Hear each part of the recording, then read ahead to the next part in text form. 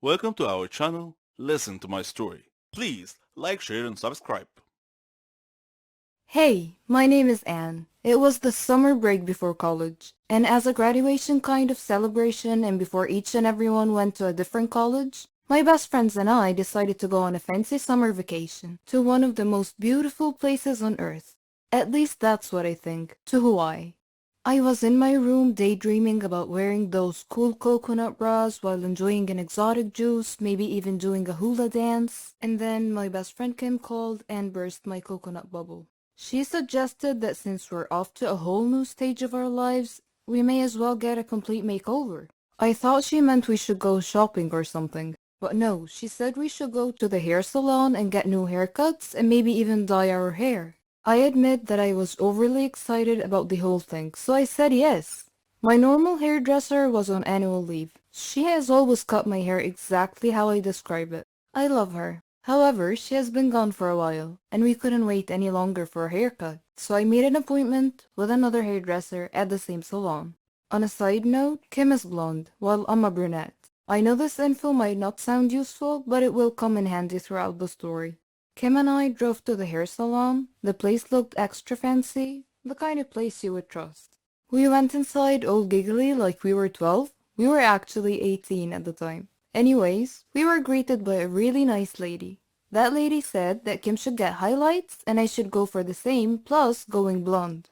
I was skeptic, but who cares? It's summertime. The lady put bleach all over my head and went to do Kim's hair. So, after 15 minutes, my scalp started burning like crazy. So I called the nice lady and she said it was time to wash the bleach. As she was washing my head, her smiley face went poker. Chunks of my now orange hair were all over the sink. Kim looked at me and her eyes got as big as my head. The lady asked me not to freak out and that she could cover the bald spots with a really short haircut. The lady asked me not to freak out and that she could cover the bald spots, and so she started cutting my hair. So far, so good. Then she snips a huge section out of the front of my hair saying that she was framing my face. At this point, it was too late to say anything. The haircut was just hideous. Not me at all, and especially not what I asked for. So I told her that I hated it. She felt really bad and I started to tear up because it was seriously so ugly. And now that I was stuck with a really bad haircut, I tried to calm myself that maybe the color will turn out okay. And then she put the dye on my hair and it turned my hair green. The only solution now was to become a redhead, and that was just a no for me. I don't have the complexion of a redhead. Our boyfriends were actually going to pick us up from the salon, and just imagining the look on Nick's face made me cry and laugh at the same time. Rachel played it really cool, and even her highlights did not go so well. But that incident was just one of a kind. I ended up with the weirdest hair color ever. It was like I was half mermaid, half dragon. This did not stop us from enjoying our summer break though. It was actually a good source of jokes for a long, long time. One of the best feelings in the world for any woman is being a mother. To have someone love you for who you are, for just being you, and expect nothing in return. You're the heroine of their story. You become everything they ever dreamed, and you'd give anything to see a smile on their face. I'm proud to say that I'm a mother to 50 kids. I know that's a lot, but let me tell you the story. I'm Susan, 20 years old. I come from a very rich family. My dad's Stefan Heiss, a very famous businessman. Yes, the owner of Heiss Cars Industry. My mom's Elena. She comes from a very rich family in Sweden. She married my dad and they built their life from scratch. I loved kids, ever since I was a kid. Sometimes I feel like they're walking cotton candy. Their laughs, their mischief.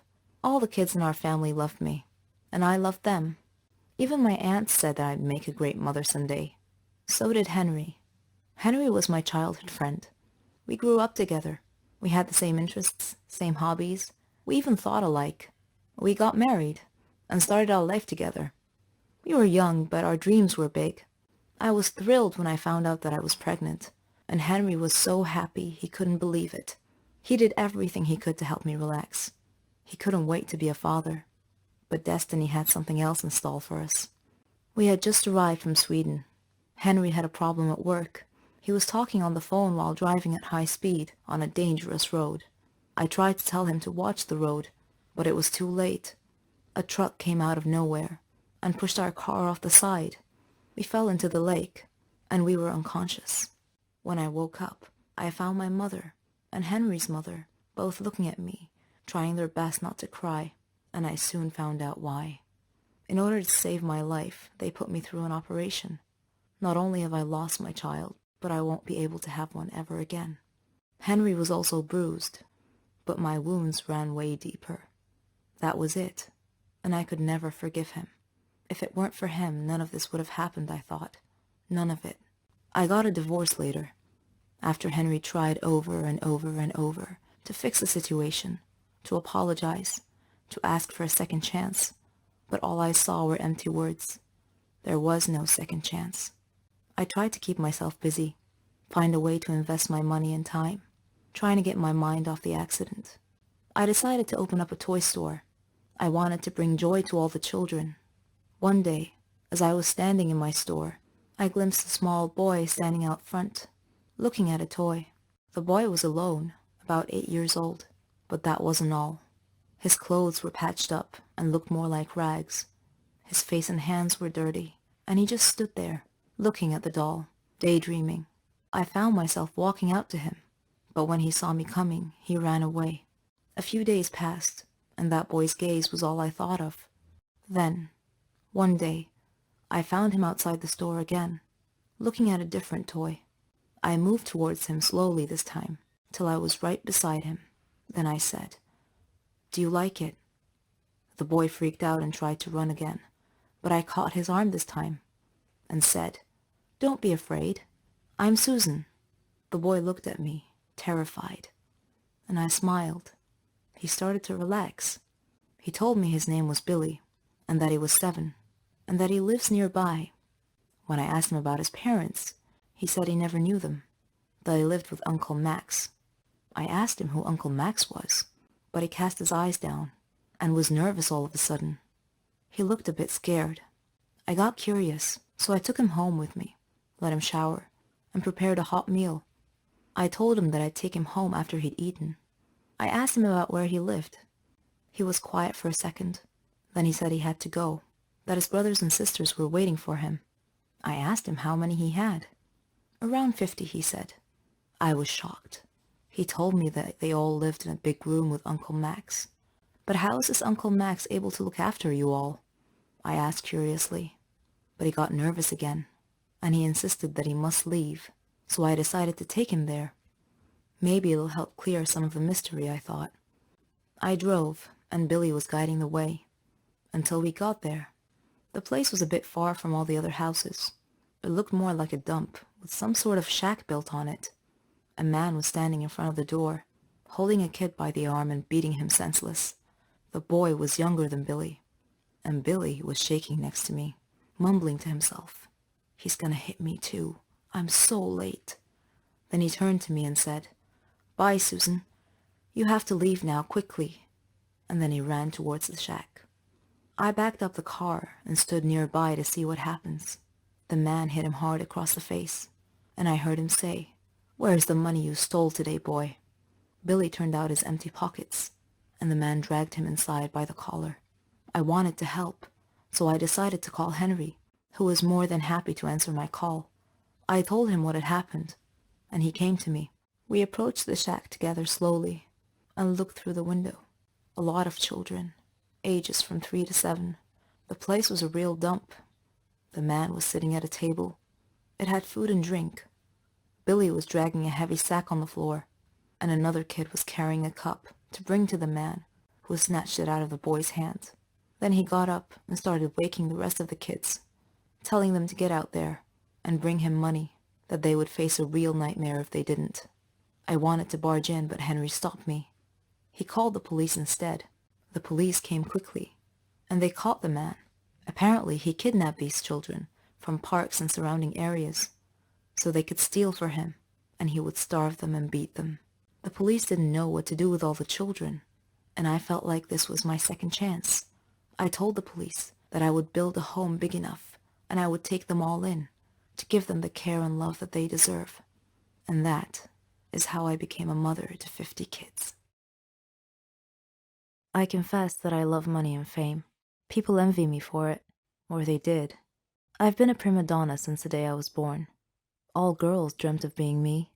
My father helped my brother and I achieve all our dreams. But there was one fly in the ointment, and this is my story. My name is Amelia.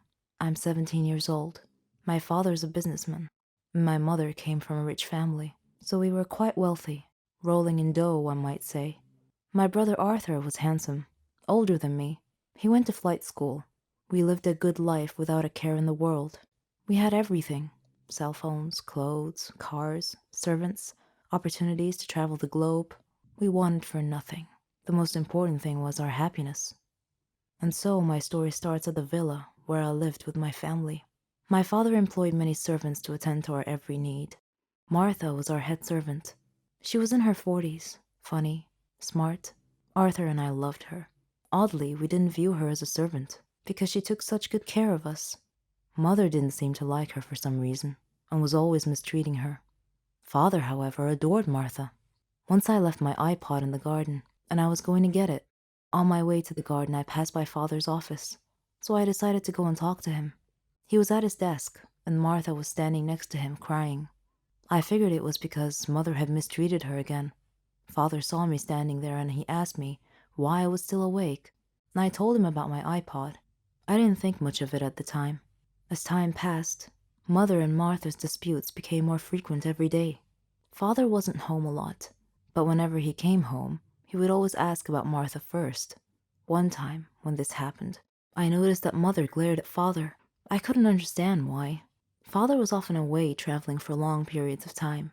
One of those times, I noticed that Martha was always tired because Mother was making her work very hard. Mother never let her relax. One day, after midnight, I went to Martha's room to check on her, and I was shocked to see that she looked different than I remembered. I asked if she was pregnant, and she said that she was, but that I shouldn't tell anyone, otherwise she'd get fired. I didn't understand why my parents would fire her for being pregnant. A few days later, we received some really horrible news. Father's plane had crashed, and there were no survivors. We were stunned. All of us were crying, but Martha was crying especially hard. Suddenly, Martha fainted, and we took her to the hospital. Our life had changed overnight. After the funeral, Father's lawyer called us about Father's will. He came to our home and met my mother, Arthur, me, and Martha, and 2 other servants. The lawyer began reading the will. He started with Mother's inheritance, then mine, then Arthur's, and then Martha's.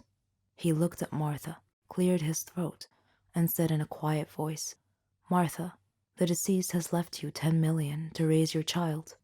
The lawyer read the last line of Father's will, which said, "Martha's child is mine." We all gasped, but Mother suddenly lost it. Enraged, she attacked Martha as the lawyer pulled Mother away from her. Arthur was holding his head in his hands, and I was shocked. I said to Martha, "How dare you? How dare you do this to us? This is our money. You don't deserve any of it." Then I spoke to the lawyer. "Please tell me this isn't true." He replied helplessly, "Unfortunately, it is." Arthur was glaring at Martha, and he said coldly, "Martha, you are going to die." Martha looked very frightened upon hearing this. That night, the other servants helped Martha sneak out of the house. Arthur came to my room that same night and told me that we had to kill Martha. He said he knew where she was, and that her 10 million belonged to us. At first, I was hesitant to get involved. I mean, that was murder, but in the end, I reluctantly agreed to help him. The next day we made a call and hired a hitman to rid us of that disaster. Later we received a call from him. He said that Martha was no longer a problem. We smirked in victory. A few days later, the lawyer came by again. Before he could tell us why he came, we beheld a miracle. Our recently said to be deceased father was walking behind him with a servant holding a child. Arthur and I stared at him in disbelief and shock. Then we looked at each other. Arthur's face had gone pale white as all the blood drained from his face. Father was livid and said to us in an accusing manner, "The moment you thought I was dead and that I left an inheritance for Martha, you immediately arranged to have her killed. I suspected you'd try something like this. It was pure luck that I got back when I did. I missed my flight that day. Otherwise I would have been dead now.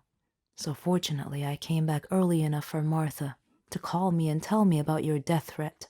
When I arrived at Martha's place, she was already dead, but I called 911, and they were able to save the child.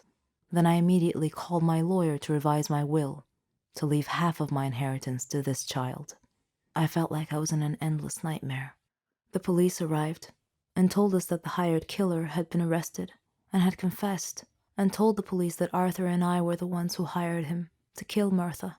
As the policeman was handcuffing us to take us away, I thought about the irony, how Martha was dead, how her newborn baby had survived and was now the richest child in the country, how Arthur and I were going to jail, and how one small fly in the ointment had caused our ultimate fall from grace. We lived with a monster who knew no mercy. He would hit and insult us all the time. I wished him dead on a daily basis. He would kick me out of the house often. But as we all know, there comes a turning point in everyone's life that either ends in success or tragedy. Oh, I forgot to introduce myself. My name is Lara. I am the middle sister among 4 siblings. We lived with a cruel father, whose bad behavior had long erased any kind memories we may have once had for him. Our mother was kind, lovely, and responsible. She used to take care of us in every way, but she finally had to abandon us because she just couldn't take any more of father's abuse. I remember the scene vividly to this very day. There was a big fight between my parents. At the end of it, mother had opened the door while holding a suitcase. We were too young to understand anything at the time. She was crying as she turned and walked out of our lives forever. We were expecting father's attitude to change after that, but it didn't. He continued mistreating and ridiculing us every opportunity he got, neglecting us completely. He gave us neither food nor clothes, only a very small amount of money to fend for ourselves. What could we do? We had to live with the situation. He would often return home drunk at midnight. Scared, we'd stay quiet in our rooms. The only bright spot in our lives was our dear brother Philip. He was father's favorite son, which caused us to depend on Philip to get anything we need, like money or other necessities. Philip was so funny. He could make us and even father laugh. He had a way with father and could usually manipulate him to protect us a little. We all loved Philip. He was the only sunshine in our miserable, gloomy existence. One day, we woke up in the middle of a stormy weather. We turned on the TV and listened to the news. It said the bad weather had spawned a huge tornado. It was heading our way. They advised people to stay inside. We all looked at each other, knowing full well that our old worn-out roof could not withstand the tornado. Philip said he needed to talk to father. After he knocked and entered father's room, we heard father shouting at Philip. Philip had a look of fear on his face. Father then shouted, "If anyone wants to fix anything at home, then he is welcome to, but I will not fix anything." Philip gasped and said, "But Dad, it's a big tornado." Father then grabbed Philip by the collar and pulled him up close, saying, "Then you go fix it." Philip was so afraid he couldn't swallow. Father dragged Philip to the backyard. He brought nails, wood, a hammer, and a long ladder. Philip was terrified when father pushed these things at him and told him to get to work. Philip begged, "Please, Dad," but father just shouted, "Go." Philip took the nails, the hammer, and the wood and began to climb the ladder up to the roof. The wind was howling, blowing very hard, and I had a feeling of dread that something terrible was about to happen. Father just stood there, not worried about Philip's safety at all. To calm us down, Philip looked at us, as if to say, "Don't worry, everyone. I'll be okay." There were many wires on the roof. Suddenly, a strong gust of wind caused Philip to lose his balance, and he reached out to grab onto something to keep from falling. Unfortunately, he got hold of an uninsulated wire. He screamed at once and fell off the roof. We watched, horrified, and began screaming. Father frantically rushed over to Philip's body lying on the ground. He lifted Philip's head into his arms and rocked him gently, but Philip was dead. He got electrocuted. We had never seen Father cry, but he cried a lot that day. At Philip's funeral, we all stood and looked at the photo, showing Philip smiling like an angel.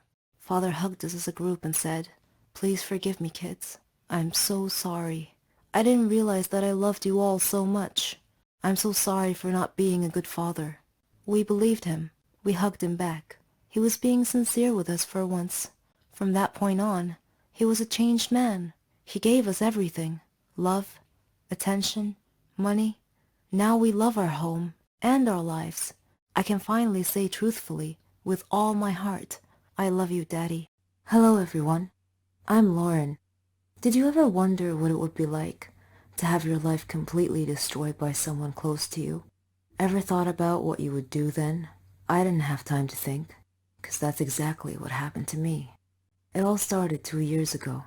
I lived a quiet life with my mom and dad and my sister. I loved my family.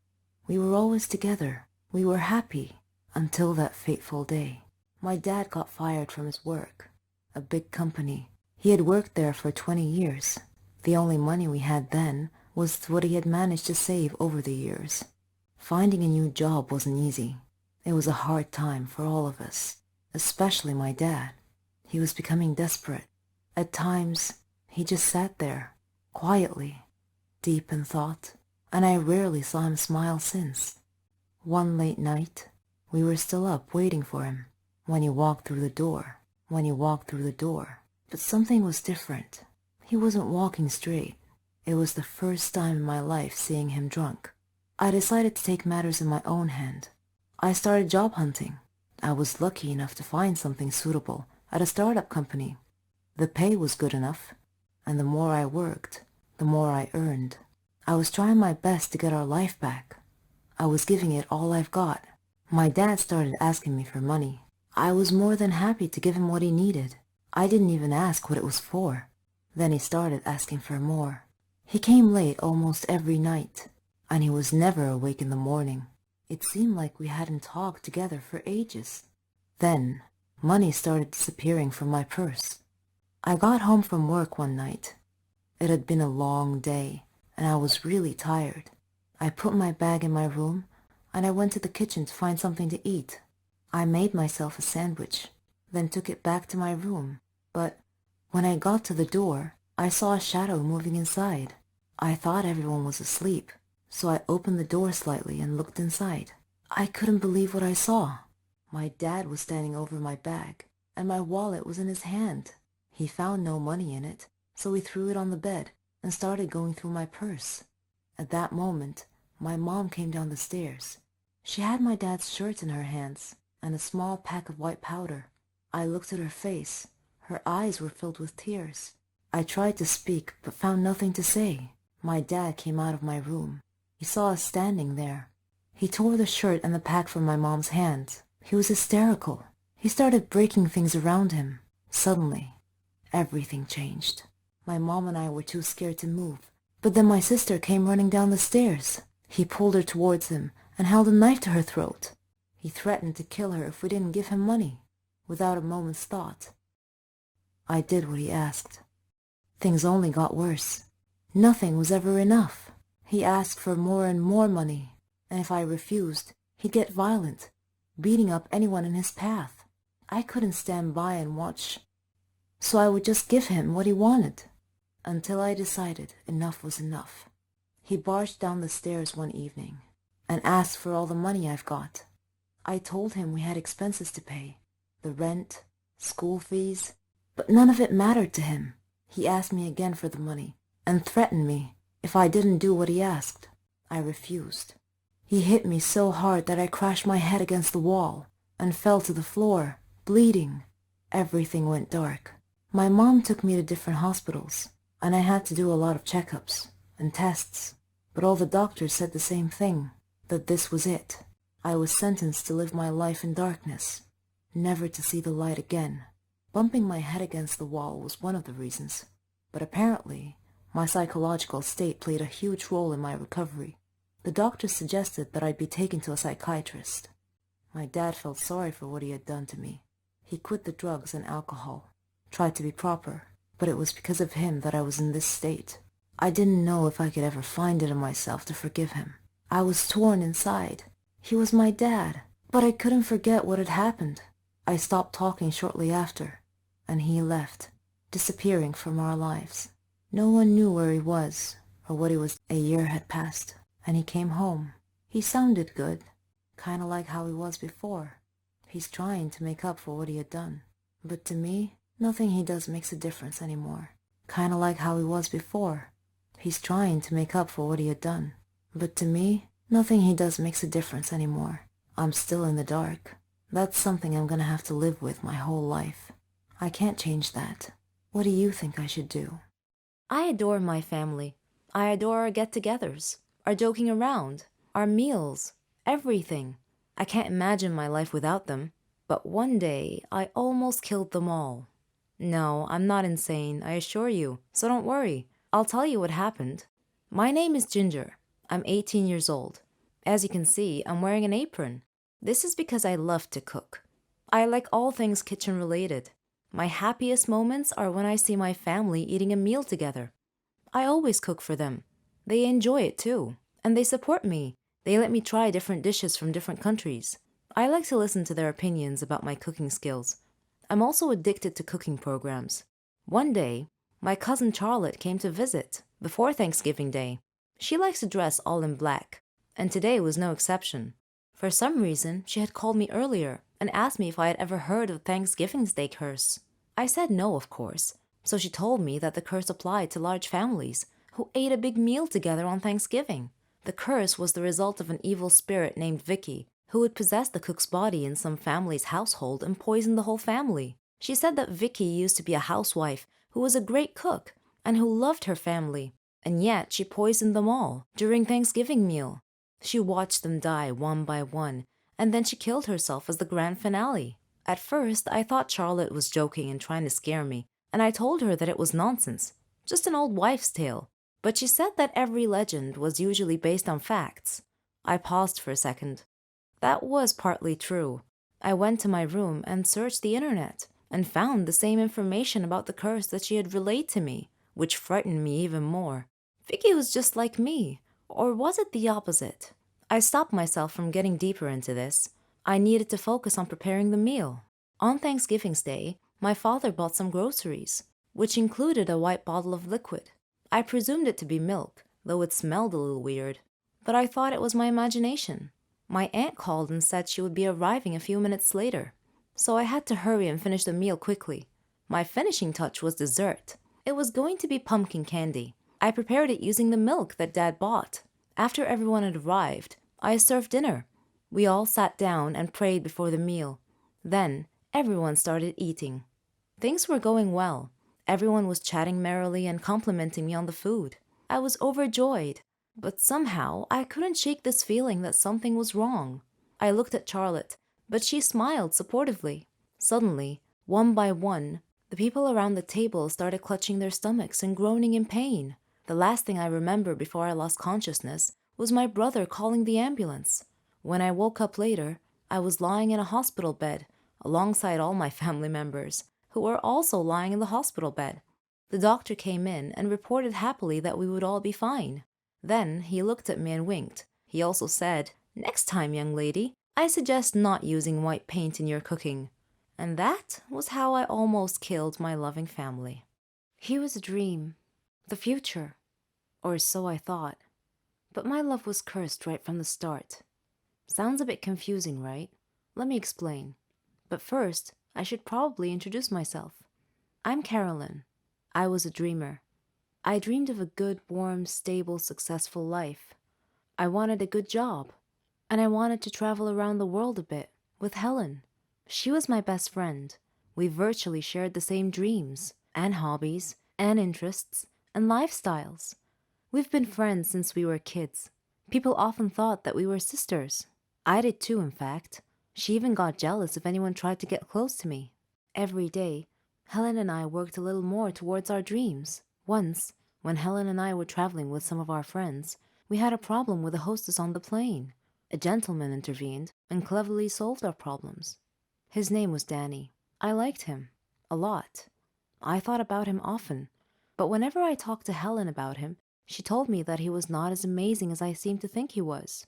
Coincidentally, I met him again at a party of a mutual friend. We talked together till daylight.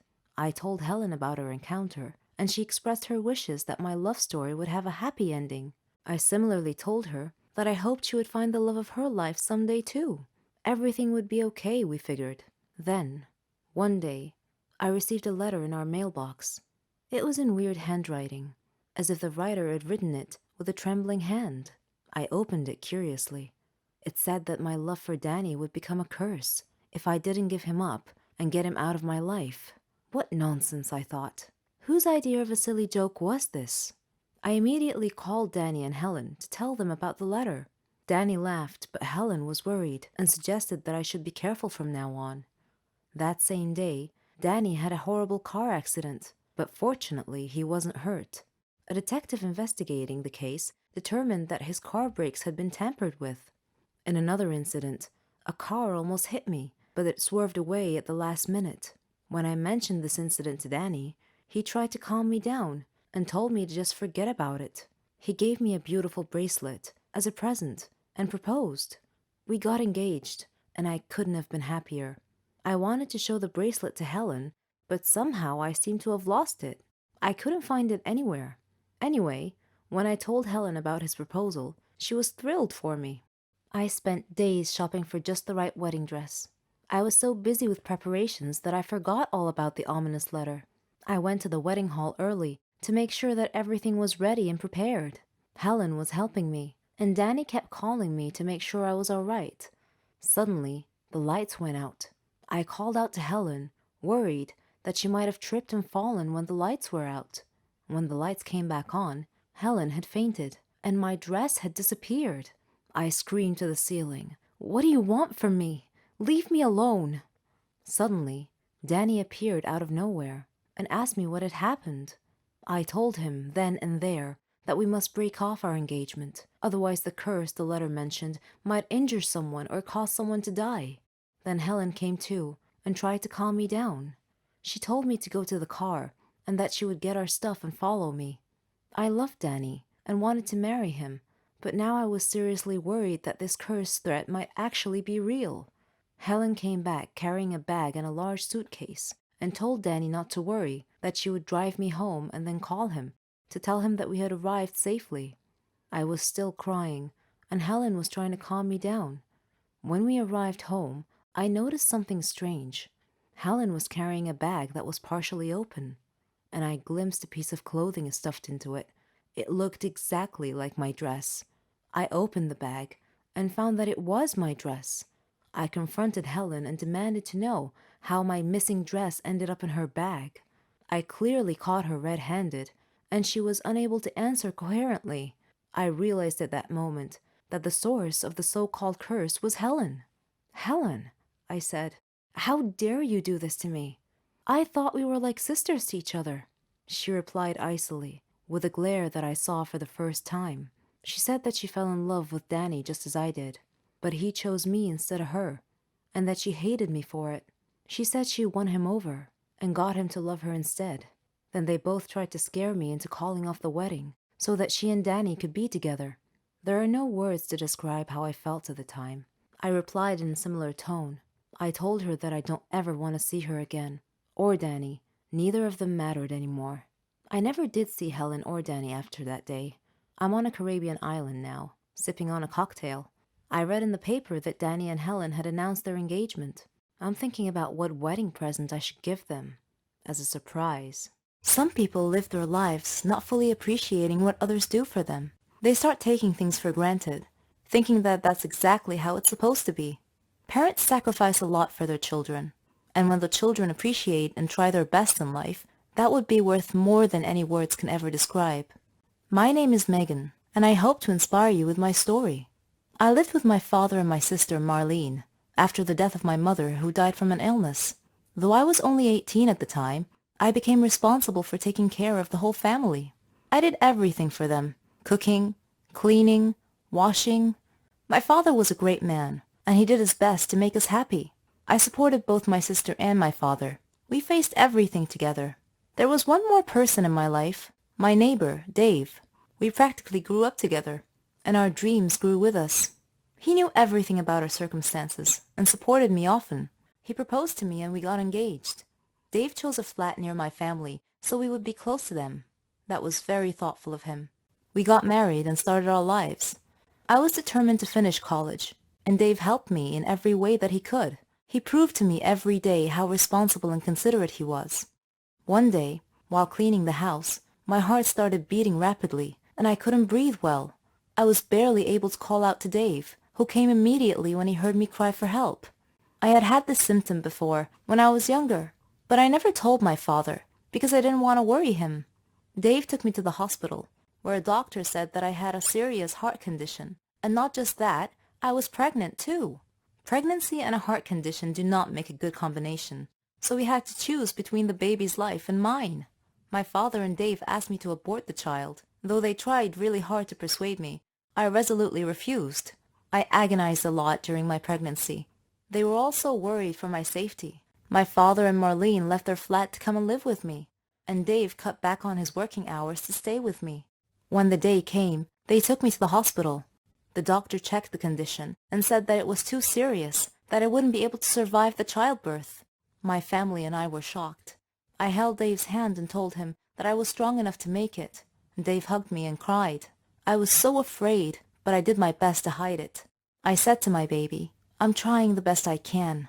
I'm fighting so that both of us could have a life. Know that I love you, and I know that you'll grow up to be very successful, but you'll also be caring and kind.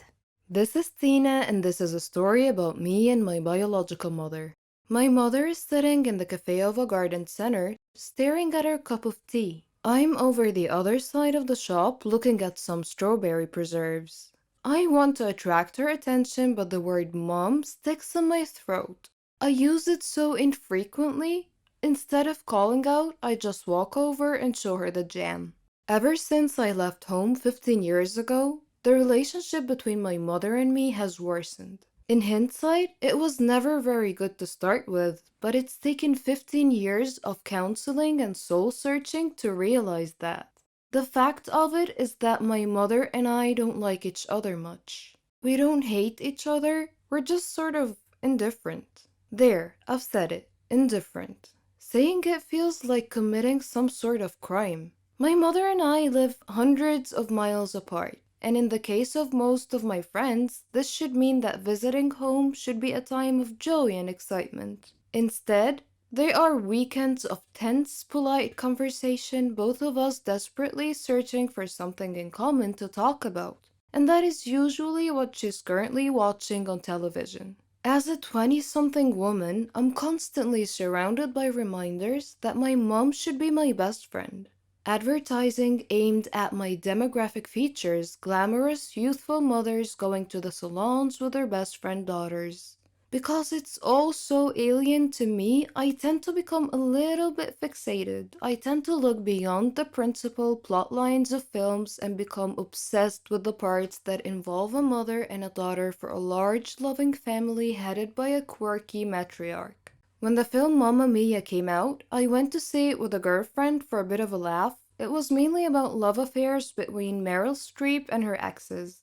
As I watched, I was as always bewildered by the apparently natural bond that mothers and daughters have on screen. Another film. It's complicated. Again with Meryl Streep, has a plot that hinges on her post-divorce relationship with her ex-husband. But the highlights for me? The way her children clustered around her and the way she reacted when they all came back to visit. Though I know it's not just on screen. My friend Susie has the same exact sort of relationship with her mom. It baffles and fascinates me. They talk every single day, sometimes more often, and tell each other everything. I didn't have an unhappy upbringing. I wasn't a happy child, but that wasn't down to child abuse or neglect. I was well-clothed, fed, and I even had ballet lessons. I went to university, paid for by my parents, and I knew, and I still know, that there's always somewhere to stay if I need to. But my mother and I never had the sort of closeness I saw in my friends' relationships. They would go shopping or share secrets. They would tell their moms things about their lives. The one time I tried to ask my mother about her teenage years, she told me to mind my own business, and so I did. I grew up minding my own business, and she minded hers. I left home as soon as possible and met my now husband at university, and he quickly stepped into the role of best friend and emotional support giver. I made enduring friendships, most of which I believe to be unconditional. Most of my friends believe me to be a loving and caring individual, and I know I could turn to any one of them in an emergency, and them to me. Yet, I cannot remember the last time my mother and I hugged, even though I hug my friends all the time, and the very thought of it makes me cringe. My mother is the last person I go to in a crisis. She is certainly the last person to whom I would tell a secret or a problem. And if I'm honest, I don't need to anymore, as I have my own friends now. But my lack of a close friendship with her bothers other people a lot. When I say that I don't have a close relationship with her, they ask whether we fight a lot. But no, I don't recall ever having a fight with my mother. That would entail caring enough to bother. I used to go through phases of worrying about it and trying to repair the damage, but all the while I was aware that I was doing it for other people. I visit infrequently, but I visit. I do it not so I can see her, but if I'm honest, so her neighbors and family can see me visiting. A few years ago, before I realized I didn't care anymore, I called her up and asked whether we could sort it out. Her answer told me everything I needed to know. Sort what out? I stopped bothering from that moment on. Now my principal concern is explaining to people why I don't see her that often, and I feel guilty for not really having a good enough reason. My parents weren't divorced. My father died a few years ago. There has been no huge family dispute. There's no big skeleton in anyone's cupboard, well, not mine anyway. I recently went to see a nurse for a routine appointment, and she asked a host of questions about my mother. Eventually, I had to confess that I didn't know half the answers. She asked whether I could find out. My heart sank as I imagined having to give away a detail of my life, such as why I was going to the nurse to my own mother. Mother's Day is a nightmare. Trying to find a card that doesn't say my mother is my best friend or the best mother in the world or my heroine is not easy, let me tell you. Others try to fix it for me. Why don't you book a spa weekend for your mom? The very thought of my mother agreeing to or enjoying something like that is just laughable. Or they ask, why don't you go for counseling? This would be all well and good if she would ever condone the idea, but it implies a relationship that needs to be mended. Why does it need to be fixed at all? Were my mother a woman I had met on a train and chatted to for half an hour, she would be one of the last people in the world I would want to talk to for a further half hour. If she wasn't my mother, she would be someone I groaned about having to spend any time with. I simply grew up and discovered that I didn't like my mother as a human being. She's not like me. She's self-obsessed, not interested in others, thoughtless, and incapable of genuine warmth. She has no concept of giving love to receive love, and has never asked me a single meaningful question about my life or career. Some people might feel that I have a duty as a daughter to be there for my mother, that it's down to me to repair our relationship. But because of the way she's raised me, I don't feel there is a relationship to repair. I wish my mother no harm, and if she were in trouble, I would help her like a shot. But I would also be there for any of my neighbors and the old man who swears at people from the bus stop across the road. Our feelings are always hard to control. We are humans after all. Sometimes we do things we can't explain, just because we feel that way. I had a student named Daniel, a sweet and innocent child. I was prepared to do anything for him, but don't judge me just yet. First, let me tell you my story. My name is Jolene. I'm a 21-year-old math teacher at a primary school. I live with my sister and my mother. My house was next to the school where I work. I love teaching. and I like teaching the students in creative ways. They loved me, and I loved them. Daniel was a special student, though. Our story began at the start of the new year. It was the first day of school. I missed all my students over the summer break. I missed them so much that I stood by the door to welcome them back. Before I started my first lesson, Mr. Smith, the student affairs officer, knocked on the class door, with Daniel hiding behind his back. Mr. Smith greeted the class and asked them to greet Daniel, but Daniel was too shy and didn't move. So I went over to him to take him by the hand, but he pulled his hand away, which embarrassed Mr. Smith. I asked him to greet his classmates, so he went and he stood in front of the class and he said, "Hello, I am Daniel." Then he went and he sat at the very back of the class. He didn't talk much with the other kids. He didn't like to interact with anyone. Daniel always looked sad, and I thought to myself, he's only 8. What could possibly have made him that way? I tried to get close to him, but he resisted all my efforts. Sometimes he looked like he was hiding some big secret, and later on, I learned what it was. One night, when I was surfing the social media, I came across a horrible news story about a jealous husband killing his wife and another man right in front of his son. The child had been none other than my new student Daniel.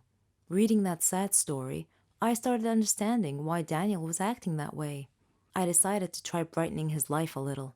Every day, I would buy a small present and put it on his desk.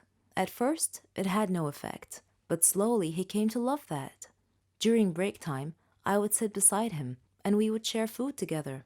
I would get him involved in class activities. On his birthday, I arranged a surprise party with his class, his grandmother, and myself. He was so happy that day. After the party, he hugged me and he told me that he loved me. I hugged him tightly. He was not just a student to me. I treated him like he was my own son. He told me that he wanted to call me mother, and that made me so happy. After his grandmother died, he came to live with me.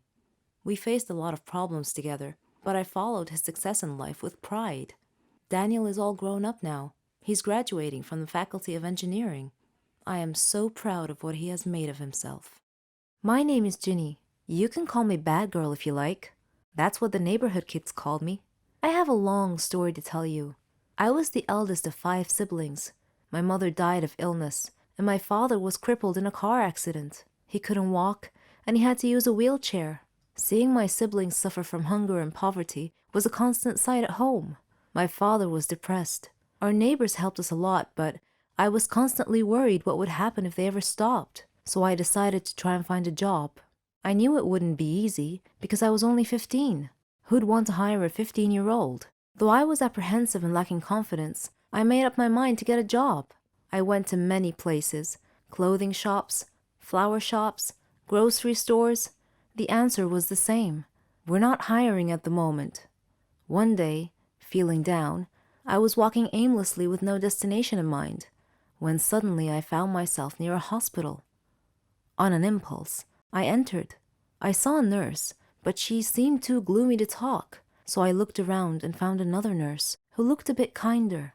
She noticed me and asked if I needed any help. I told her that I was looking for a job. Any job. I'd even mop and clean. She felt sympathy for me and told me not to worry. Then she went into the manager's office. I was worried. Was I in trouble? A minute later, she called me in to meet the manager. He seemed very kind, and he quietly asked for my name. I told him it was Ginny. He told me that Martha, the kind nurse who was helping me, told him that I was looking for any job available. He said he had a job for me, but he was concerned that it might be a problem. I felt a pang of fear and asked what the problem was. He said that I would have to work night shifts. That was it? I felt so relieved. I immediately agreed, and he said that he liked my enthusiasm and that I could start tomorrow. I was so happy. I returned home quickly, hugged my siblings, and kissed my father's hands.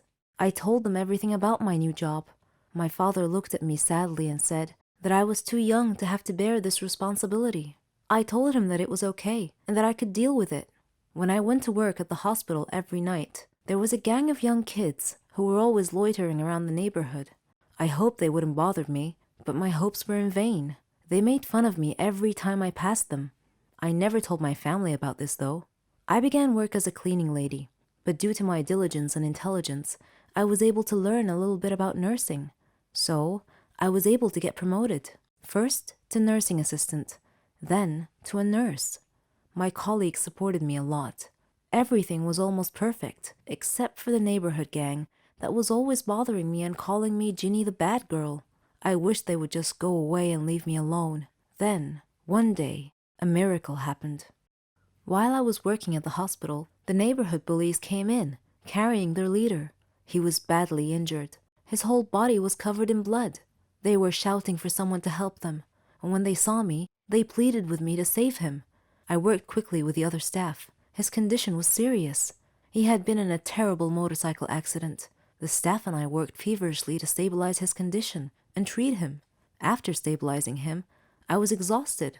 Suddenly, I felt someone coming close. It was the gang.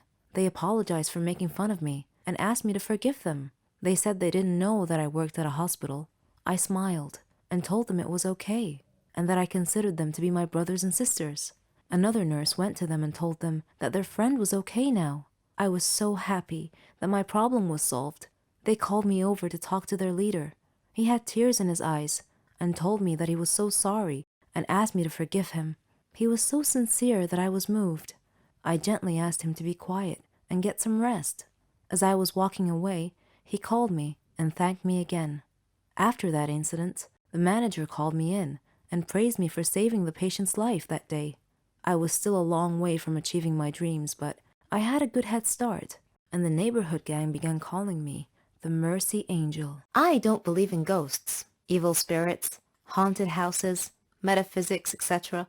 I only believe in science and facts. But sometimes things happen that shred all your beliefs. I want to introduce myself. I'm Lisa. I'm 14 years old. I live with my mom, dad, and grandmother, and they're all very proud of me. I'm the leader of the science club at school, and I've been the perfect student for the past 2 years. My hobbies are reading, watching educational videos, and learning. I like to discuss matters with rational people, not those who believe in myths, aliens, ghosts, and other such nonsense. I personally think these people have mental issues. One morning, my grandmother passed away. I was sad for a long time because I missed her so much. On the day of her funeral, the whole city must have come to say goodbye. While the priests were praying, I noticed something peculiar about one of the graves in the graveyard. After the prayer ended, I approached the grave in question to investigate. There was some weird writing on it. Then, a wispy, transparent, smoky figure appeared out of nowhere. It said to me, "Do not get closer to Donna Median's grave. Beware." I shivered slightly and asked the apparition who Donna was, and it replied. Who was she? She was an evil witch who liked to scare people. She was burned at the stake as a witch, but before her death she swore a curse that if anyone ever approached her grave, her ghost would haunt that person to the day they die. I did not laugh at the apparition's warning. Instead, I turned and returned home, thinking about what had happened. On a sudden defiant impulse, I decided to visit that grave that night to see for myself if the curse was real. I took my dad's flashlight and wore a raincoat. It was pitch black outside. The place was horribly unsettling at night, but I wasn't worried at all. It's not like it was real, right? I entered the gate to the sound of howling dogs and meowing cats. My blood ran cold, and a sudden chill ran through me. I turned on the flashlight and began searching for the grave. My hands were trembling so badly I dropped the flashlight several times. Sometimes I would step on something crunchy, and I would shine the light downward, only to see that I had stepped on an insect. Sometimes I'd see a cat here and there. Then suddenly, I heard an eerie sound close by. I froze, not daring to move. Slowly, I pointed my light towards the sound, and gasped as my light illuminated a dark, shadowy figure. It was about my height, and dressed all in black. I spun around and fled as rapidly as my faithful feet could carry me. I dove into bed, but I didn't sleep at all that night. I even left the lights on. The next day, when I woke up, I asked my dad if graveyards had ghosts, and he wondered why I would ask such a question. I was embarrassed and laughed to hide my fear. I told him that I was just curious. That was all. Dad looked at me suspiciously, but continued. I've heard stories, he said, that some people have seen a ghost of a girl from time to time beside Donna Median's grave. I felt my heart sink, and I asked slowly, "Is she about my height and dressed in black?" He replied, "Yes, that's how I've heard the ghost described." "How in the world did you know that?" I looked down casually and answered, "Oh, I read an article about it on the internet last night." My head hurt just thinking about this ghost thing. I made up my mind to prove or disprove it once and for all. I called my friend Laura and persuaded her to come with me to the grave. The following night, we met at the stroke of midnight at the entrance to the graveyard. Laura was shaking and constantly casting glances right and left. The weather was rainy and gloomy. The ground was muddy, and cats were meowing everywhere. It would have made the perfect setting for a supernatural horror movie. While we were looking for Donna's grave, flying bats would occasionally startle Laura, causing her to scream alarmed. As we approached Donna's grave, we suddenly heard a sound behind us. We both turned around at the same time and screamed. A ghost was glaring at us. It asked angrily, "What are you doing beside my grandmother's grave?" "Wait a minute. Are you girls?" She uncovered her face, revealing that she was just a girl, and a beautiful one at that. She told us that her name was Carmen, and asked me to turn off the flashlight, 'cause it hurt her eyes. I did. Then I asked, "Who are you?" She replied, "I'm the 5th grandchild of Donna Median, the poor woman in this grave, who has been wrongly accused." We both whispered back, "Wrongly accused?" She continued saying, "Yes, she was a victim of the Holocaust during World War II. Afterwards, she became a simple doctor who treated people who were afflicted with epilepsy. As usual, there are always some small-minded superstitious people looking to make trouble for others. They accused her of being a witch because they considered epilepsy to be a disease caused by a demon's touch. I come here every day to put flowers on her grave. People have mistaken me for a ghost because I only come at night. I don't want people to know I'm related to someone they think to be a witch. I don't want to be shunned, scorned, or gossiped about." I tried to comfort her and calm her a little by saying, "Don't worry, Carmen. Your grandmother's spirit may be able to rest in peace if you tell people the truth now. We live in more modern times, and there's no need to worry. I won't tell anyone about you being the ghost. It'll be our little secret." Carmen laughed. She and I became good friends after that. Ever since that day, whenever I hear someone talking about ghosts, I just look at the photo I took of Carmen and I break out laughing. I've been cursed, and it will haunt me for the rest of my life. It all began with a joke at first, but some jokes have serious consequences, and when this happens, your life becomes an uphill struggle. My name is Catherine. I'm 16 years old, and I live with my parents and my little sister Mara. I like music, acting, and watching action movies. I play baseball and practice ballet. I've even won a lot of prizes. I just had one problem. I like to make fun of people. It's like an addiction. I never watched what I said, nor did I care who it hurt. The kids I picked on were actually kind and gentle, but that just encouraged me even more. My friends were exactly like me. In fact, I was their leader. We walked like we owned the school. We had a classmate named Norman. He wasn't exactly what you'd call in good shape. He was quite the opposite of fit. During class breaks, my gang and I would steal his lunchbox and throw it around each other, keeping it away from him. We watched him run trying to catch us, but he'd stop halfway. The extra weight didn't help him, and he'd quickly run out of breath.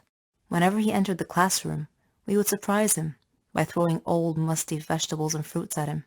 Norman tolerated our teasing. He didn't seem to mind much. But then, one day, a joke went a bit too far. We conceived an evil plan.